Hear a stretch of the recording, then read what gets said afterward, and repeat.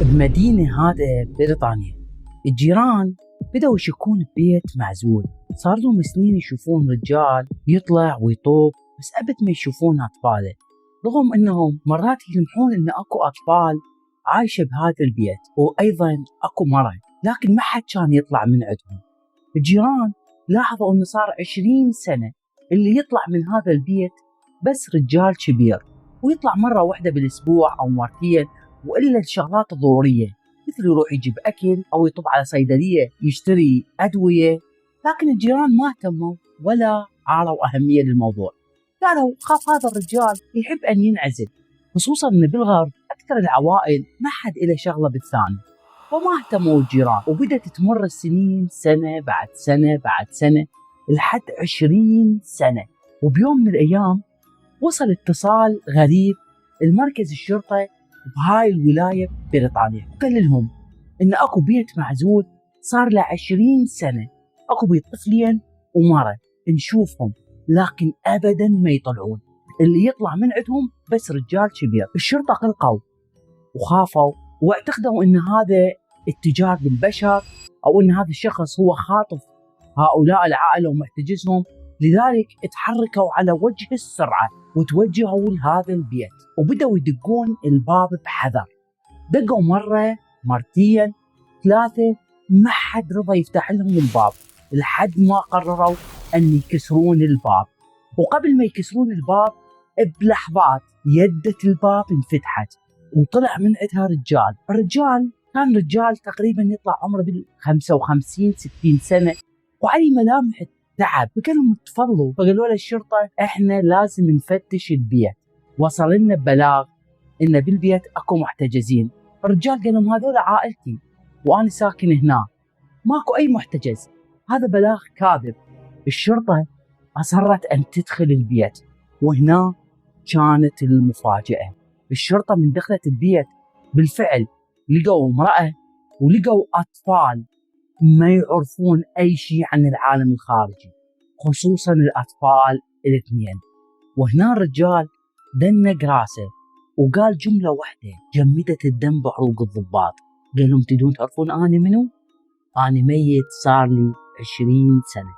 ومن هنا بدت أغرب قصة ممكن تسمعها بالتاريخ. إذا نرجع للزمن 20 سنة اللي ورا، وتحديدا بعام 1985 بشواطئ استراليا، بذاك الوقت كان اكو رجل اعمال ناجح اسمه جيمس قرر بيوم وليله ياخذ زوجته واطفاله الاثنين برحله بحريه على يخت خاص. يخت كان من اكبر اليختات اللي موجوده باستراليا، يخت حيل فخم، واكيد انه يأجر هذا اليخت الفخم لانه رجل اعمال ناجح وعنده فلوس ويحب يتباهى بفلوسه. الناس شافوهم وهم يصعدون اليخت يضحكون ويوزعون ابتسامات، وطلعوا للمحيط. لكن الغريب ان بعد يومين انقطع كل اثر لهم، لا جيمس ولا عائلته. حفر السواحل لقوا اليخت تايه بنص الموج، من صعدوا عليه لقوا الاكل على الطاوله، الهدوم مكانها، وجوازات السفر والفلوس كلها كانت موجوده. كل شيء كان على اليخت موجود الا شيء واحد، الا العائله، عائله جيمس. استراليا كلها بكت عليهم، والشرطة أعلنت أن المحيط بلعهم، وانقفل الملف تحت اسم فاجعة عائلة جيمس. لكن الحقيقة كانت غير اللي تتصورها. الحقيقة كانت شيطانية وتم تخطيط إلها بظلام، لأن هذا جيمس كان غرقان بالديون وبقضايا النصب. صح كان من الظاهر رجال غني وعنده فلوس، لكن الحقيقة أنه كان نصاب وكان مطلوب لأكثر من قضية. فقرر يمحي عائلته من الوجود. بذيك الليلة بعام 1985 وبنص المحيط، جيمس كان محضر قارب صغير وهو على اليخت مجهزه بالسر. أجبر زوجته وجهاله ينزلون وياه، ترك اليخت يشتغل ونزل بهدوء، نزل القارب للبحر وطلب من زوجته وجهاله أن ينزلون بهذا القارب، واتجه مباشرة بالقارب نحو السفن الموجودة هناك وصعد إلى بريطانيا. نعم مثل ما سمعتوا، اليخت ما ابتلعته الأشباح ولا واحد طب العائلة وقتلها، لا، جيمس نفسه كان مخطط لكل شيء.